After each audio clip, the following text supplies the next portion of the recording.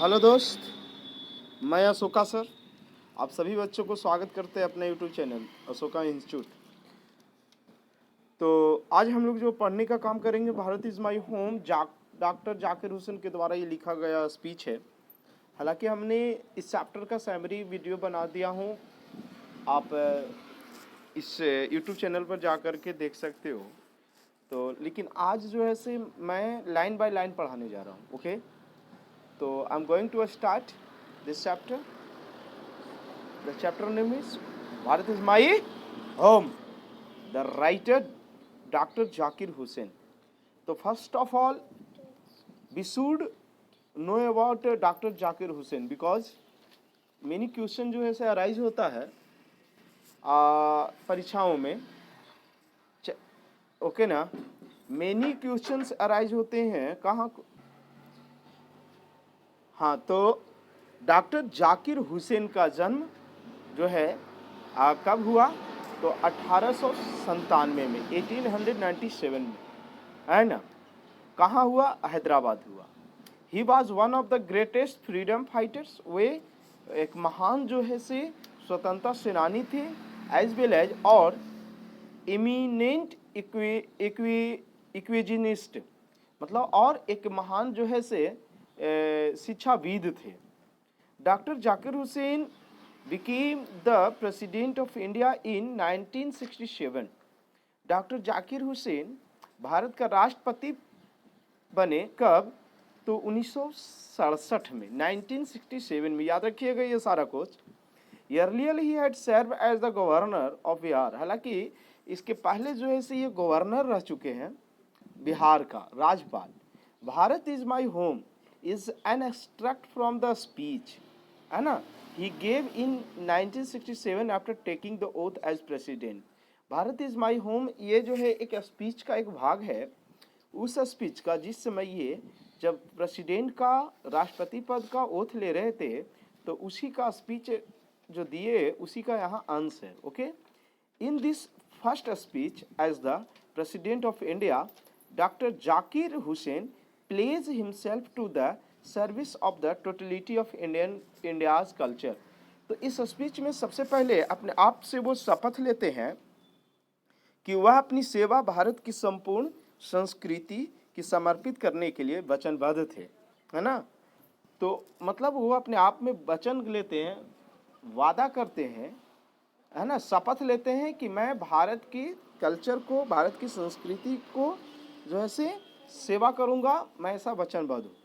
Okay, तो ये हमने जो बताने का प्रयास किया तो ये जो लाइन है ये सब बताने का काम किया। ओके ना, अब हम लोग पढ़ेंगे लाइन बाय लाइन और दो पार्ट में मैं बनाऊंगा। इसमें 9 पॉइंट है, देखिए 1 2 3 इस तरह से है ना, तो 9 पॉइंट है। आज 4 पॉइंट तक बताता हूँ, है ना, जिससे कि वीडियो लंबी ना हो, आप लोग छोटे ही समय में अच्छी तरह से देख के समझ सको, है। और वीडियो अच्छी लगे तो लाइक करेंगे, सब्सक्राइब करो, जो नए बच्चे के पास जाते हो बेल का घंटी प्रेस करो तो जिससे कि नोटिफिकेशन मिले, है ना। और नहीं सब्सक्राइब करना है तो नहीं करिए, लेकिन देखिए पढ़िए ज़रूर मेरे प्यारों। चलिए तो स्टार्ट करते हैं। कहते हैं कि I must confess that I am overwhelmed by the trust my people have placed in me by electing me to the highest office in the land। मतलब बताते हैं क्या भाई, कन्फेस का मतलब होता है स्वीकार करना, है ना। और ओवरवेलमेड का मतलब क्या, उनके ऊपर बोझ है ना, भरोसे के बोझ, ओवरवेलमेड बाय द ट्रस्ट।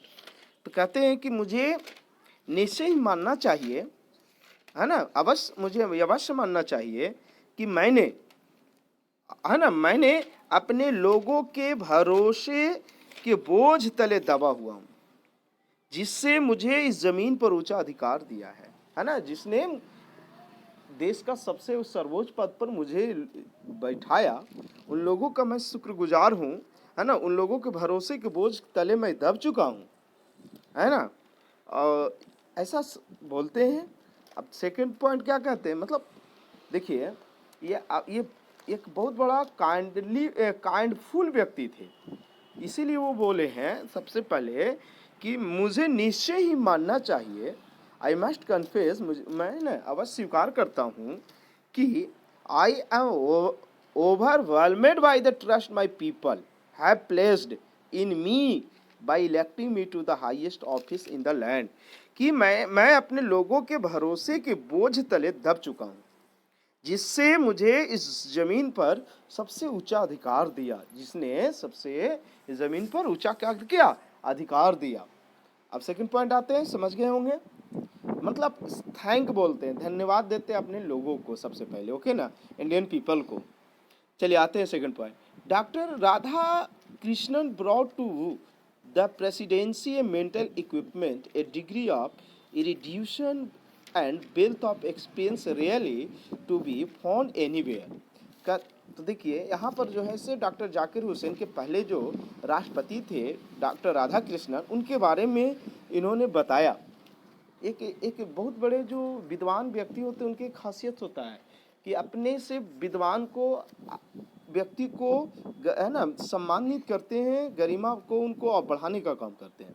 तो इनके पहले डॉक्टर जाकिर हुसैन राष्ट्रपति बनने के पहले डॉक्टर राधा कृष्णन थे। तो उनके बारे में चंद शब्द बताते हैं कि doctor Radhakrishnan brought to the presidency a mental equipment, a degree of erudition and wealth of experience rarely to be found anywhere.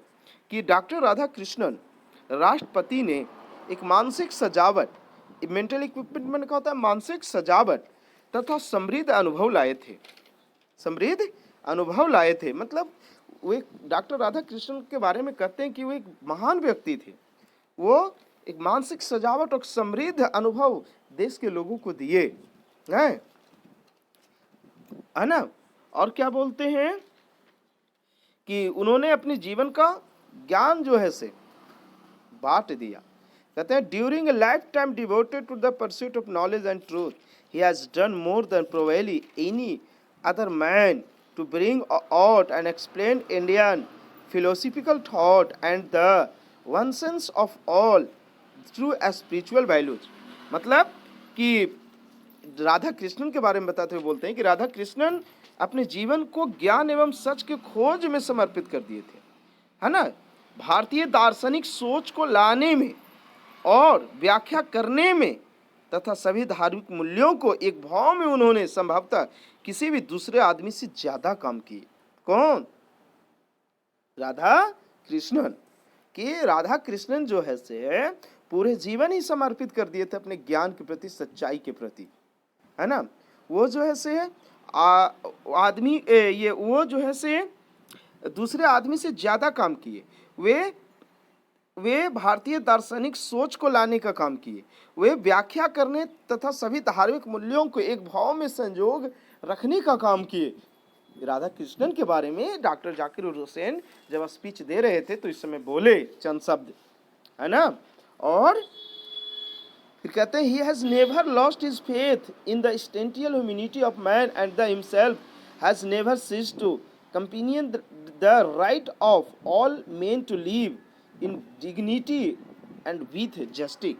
कि उन्होंने मानव के रूप में मानवता में अपना विश्वास कभी नहीं खोया, मतलब मानवता को उन्होंने बरकरार रखा डॉक्टर राधा कृष्णन, और स्वयं मनुष्यों की गरिमा में जीने का अधिकार की सहायता में कभी भी रुक नहीं हुए, अपने आप को रोकने दिए, है ना। सिज मन होता है अपने आप को रोकना, कंपेनियन का मतलब समर्थन, मतलब हमेशा जो है से आदमी के अधिकारों के प्रति कंपेनियन रहे, समर्थन किए, अपने आप को कभी रोक नहीं पाए, है ना। मानवता को बरकरार रखने का काम किए, है ना। कभी भी जो है से he has never lost his faith, विश्वास को कभी खोने नहीं दिए मानवता के प्रति, लोगों के मानवता के प्रति। कौन? डॉक्टर राधा कृष्णन। तो ये जो सेकंड जो था से किनके नाम के लिए था? डॉक्टर राधा कृष्णन के बारे में बताया गया, है ना। इन्होंने डॉक्टर राधा कृष्णन की गरिमा को बनाने का काम किया, बढ़ाने का काम किया। अब हम लोग थर्ड पॉइंट देखने का काम करें तो कहते हैं थर्ड पॉइंट में I can only assure you that I entered this office in a spiritual और prayerful humility and total dedication.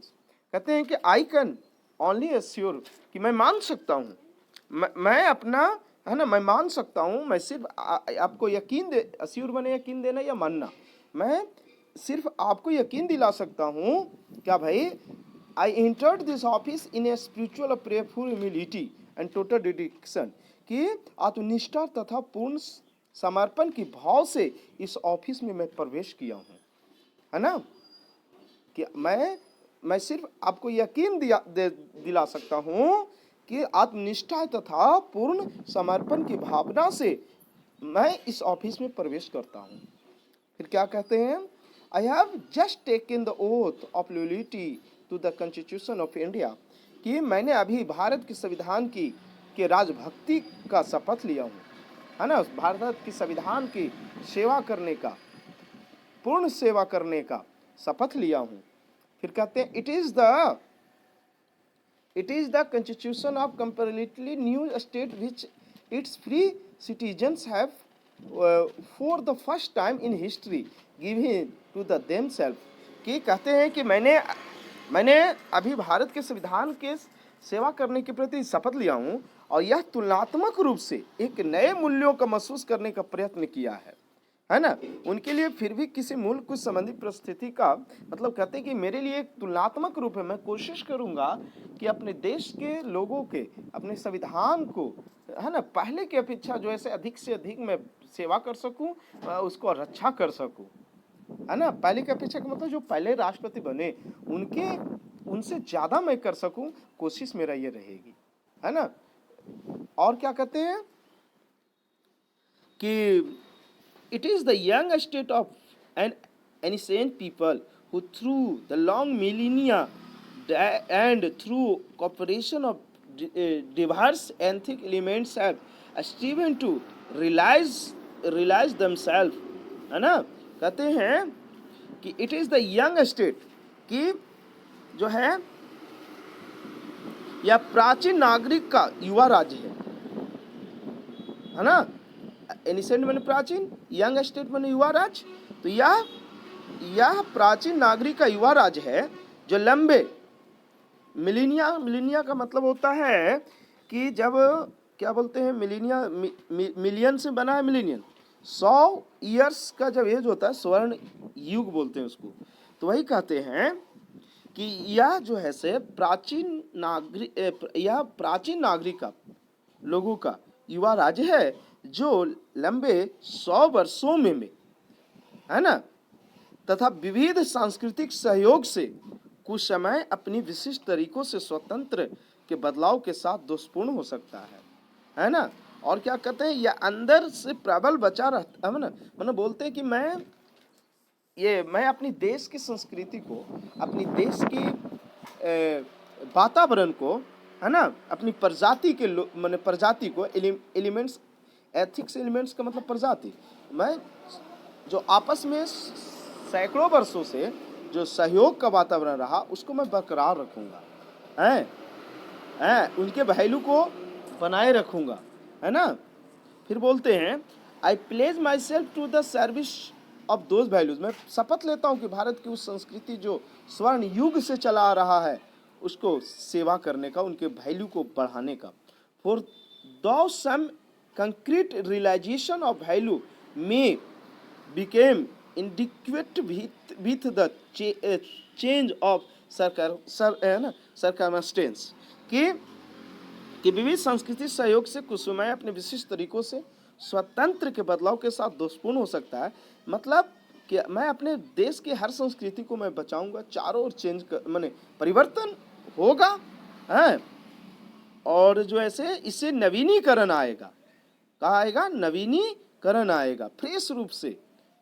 The past is not dead and static, it is alive and dynamic and is involve in determining the quantity of our present and the prospects of our future, कि कहते हैं कि नवीन रिश्तों का तकाजा करता हूँ, है, अतीत मेरा मरा हुआ नहीं है, मतलब मरा हुआ नहीं है, स्थिर है ना, कि काजी बोलते हैं the past is not dead, अतीत मरा हुआ नहीं है, एंड स्टैटिक मतलब यह स्थिर है ना, और यह जीवित है और शक्तिशाली है, तथा यह हमारे वर्तमान के गुण तथा हमारे भविष्य के दृष्टि को स्थिर करने में प्रयत्नशील है। मतलब यहाँ पर इन्होंने कहने का प्रयास किया कि जो हमारे पूर्वज, जो हमारे जो सदियों से 100 वर्षों से जो चली आ रही है वातावरण, जो सहयोग का वातावरण, उसको और मैं कॉपरेट करूँगा, और है ना, और जो ऐसे सब मैं शपथ लेता हूँ कि यहाँ इनकी जो वैल्यू है यहाँ की संस्कृति का, उसको बढ़ावा दूंगा, है ना। और क्या बोलते हैं कि हमारी जो संस्कृति है जो प्राचीन है, अब प्राचीन है तो मरी तो नहीं है, वो स्थिर है, जीवित है, शक्तिशाली, डायनेमिक में शक्तिशाली है, और हमारे भविष्य के दृष्टिकोण को स्थित करने में प्रयत्नशील है। हमारे बीते हुए संस्कृति, है ना, मतलब हमारे वर्तमान के गुण तथा हमारे भविष्य के दृष्टिकोण को स्थिर करने में प्रयत्नशील है। फिर आते हैं fourth point, the progress of its constant renewal is indeed the process of growth of national cultural and national character, कि इसके हमेशा नवीनीकरण का विधि, रिन्यूअल माने नवीनीकरण, वस्तुतः राष्ट्रीय संस्कृति, नेशनल कल्चरल, राष्ट्रीय स्वभाव के विकास का एक युक्ति है। मतलब कहते हैं इसके हमेशा माने, है ना, जो नवीनीकरण का विधि माध्यम वस्तुतः राष्ट्रीय संस्कृति और राष्ट्रीय स्वभाव विकास का एक युक्ति है। It is the business of education. जैसा कि मैं इसे देखता हूं कि यह हमेशा नवीनीकरण के मदद के लिए जो आगे आता है, सबसे पहले शिक्षा का कार्य करना है। माने शिक्षा ही नवीनीकरण कर सकता है, बदलाव ला सकता है, और बदलाव लाना जरूरी है। इससे राष्ट्रीय संस्कृति और राष्ट्रीय स्वभाव का विकास होगा, है ना, प्रोग्रेस होगा, growth of national cultural and national character का, है ना। और कहते हैं कि अब ये कब होगा, जब ये बिजनेस क्या बोलते हैं, शिक्षा को बढ़ावा दिया जाएगा। As I see it to minister this constant renewal and may be for given the precipitation date my choice to this high office has mainly, if not entirely, been made on account of long association with the education of my people। कहते हैं कि मुझे उस संभावना से माफ किया जा सकता है कि मेरे इस ऊंची पद की पसंद नहीं थी, है ना, और सर्वथा न तो खास कर कि अपने लोगों को शिक्षा के साथ, है ना, शिक्षा के साथ मेरे लंबे संघर्ष का एक वजह है कि मतलब ये कहना चाहते कि मैं नहीं चाहता था कि मैं राष्ट्रपति पद पर बनूं, लोगों ने मुझे बनाया, और मैं शिक्षा से लंबे समय से जुड़ा हूँ, शायद इसी वजह से मुझे लोगों ने चाहा, है ना, और मैं इस पद पर आया हूँ। और इसीलिए मैं सोचता हूँ कि नवीनीकरण के लिए, बदलाव के लिए शिक्षा बहुत ही जरूरी है। फिर बोले कि I maintain that education is a prime instrument of national purpose and the quantity of education is inescapably involved in the quality of the nation। कहते हैं मैं मानता हूं कि शिक्षा राष्ट्रीय उद्देश्य का मुख्य औजार है ना, देश के विकास का, राष्ट्रीय विकास का सबसे बड़ा इंस्ट्रूमेंट कौन है, प्राइम इंस्ट्रूमेंट एजुकेशन है। तो मैं इसका प्रबंध मेंटेन करना चाहता हूँ, जिससे कि शिक्षा का वह गुण राष्ट्र के गुण में पूरी तरह से सम्मिलित हो सके, है ना, देश का विकास हो सके, नवीनीकरण का बढ़ावा दे सके। तो फोर्थ पॉइंट में नवीनीकरण का बढ़ावा देने का बात की है, जिससे कि नवीनीकरण होगी, जिससे देश का राष्ट्रीय नेशनल कल्चर का विकास होगा, नेशनल कैरेक्टर का विकास होगा, और ये तभी हो सकता है जब शिक्षा को बढ़ावा दिया जा सकता है ना। और चूंकि मैं शिक्षा के महत्व को समझता हूँ, क्योंकि मैं शिक्षा से जुड़ा हुआ हूँ, है ना, और जुड़ा रहा, इसी की वजह से लोगों ने मुझे इस चुना, है ना। और फिर बोलते हैं कि मेरा ये पहला उद्देश्य यही है कि एजुकेशन को बढ़ावा दूं, क्योंकि एजुकेशन ही प्राइम इंस्ट्रूमेंट है नेशनल प्रोग्रेस का, नेशनल राष्ट्र के विकास का, है ना। और जो है से शिक्षा का वह गुण, माने शिक्षा ही एक ऐसी गुण है जो पूरी तरह से देश के विकास में, लोगों के विकास में सहायक सिद्ध होता है। तो इस तरह से 4 पॉइंट तक हमने बताया। अब अगले वीडियो में मैं क्या करूंगा कि आप सभी के लिए नेक्स्ट पॉइंट जो 5, 6, 7, 8, 9 है उसको बताऊंगा। तो समझने की कोशिश करिएगा वीडियो देखने के लिए बहुत बहुत आप सभी बच्चों को धन्यवाद।